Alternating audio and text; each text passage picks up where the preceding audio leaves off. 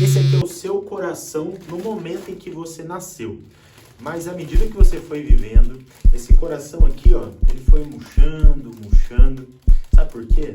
Necessidade de segurança, de pertencimento, de aprovação. Então muitos sonhos foram perdidos por não caber dentro desse coração murcho. E você começou a buscar no coração de outras pessoas essa segurança, essa proteção e esse pertencimento. E tá tudo certo, isso é normal. A maioria das pessoas acabam buscando coisas completamente diferentes do seu projeto de vida, simplesmente para se sentirem pertencentes ao grupo, à tribo e não serem hostilizadas.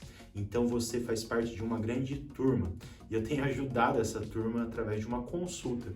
E é uma consulta de ganho de consciência, onde eu vou te ajudar, através de técnicas energéticas, como a radiestesia, a encontrar a raiz destes bloqueios para a gente encher novamente esse coração com novas e boas possibilidades. Essa é uma sessão onde você vai se descobrir de um outro ângulo. Então fica tranquilo, se você não gostar, eu vou reembolsar o seu investimento.